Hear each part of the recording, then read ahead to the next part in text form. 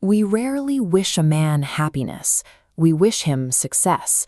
Society demands he pursue a career, build wealth, and ignore life's passing seasons, effectively leaving him blindfolded to his own emotional needs. This creates a massive gap. Women are left trying to decipher a wall of silence, while men often find themselves entirely confused by their own reactions and behaviors.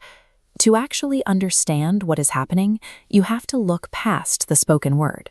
The truth lies in the friction between the rigid script society hands them and the very real human emotions they are trying to manage underneath. Society constructs this mystery as a suit of heavy armor, shielding a far more vulnerable human core that must be systematically revealed. At 10, a man's value is toys. At 20, personal identity. By 30, society judges him entirely by his bank account. Facing setbacks, he performs mental gymnastics, filtering a raw failure, like being fired, into an ego win. This pressure drives the harmless lie. Men habitually exaggerate capabilities or inflate achievements to secure validation they can no longer find through pure identity. These ego-driven defenses function as desperate survival tactics, preserving a man's internal sense of value in a culture that only rewards tangible success. Beneath that ego lies a complex network of silent anxieties. One of the most immediate is the dread of physical decline, the receding hairline or softening physique signaling a loss of youth. Then there is the existential dread of financial failure. The pressure to be the sole provider leads him to build defensive, legal boundaries against the looming threat of professional and personal ruin. His ultimate vulnerability is far more immediate.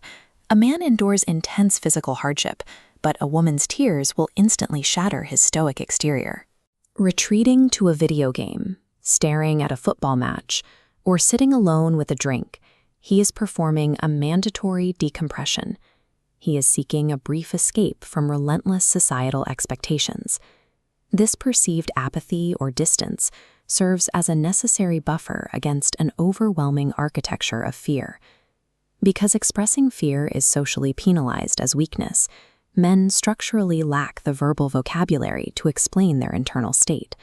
Instead, they speak through action. When he spends hours fixing a broken television or household appliance, he is offering a nonverbal bid for validation. When an argument ends in silence, his apology arrives as a sudden shift in behavior, surrendering the TV remote or quietly taking over household chores. Men feel everything. They simply prioritize a language of action over words. Recognizing these silent demonstrations of care bridges the gap between his physical movements and internal state. This brings us to a profound paradox. The gender instructed to be fiercely independent and impenetrable relies almost entirely on women for an emotional anchor. He acts like a tiger in the workplace, navigating brutal competition, but he depends on being a domestic cat at home. He requires a safe harbor where his ego is no longer under threat and his armor can finally be removed. This reliance transforms the relationship into an emotional ecosystem. When he exhales his energy into his career and social status, he needs his home to be the inhale, the safe harbor where he can finally draw a breath without the weight of his shield.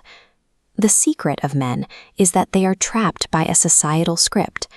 By honoring their language of action and providing a space where the ego is safe, we can finally reach the vulnerable human beneath the armor.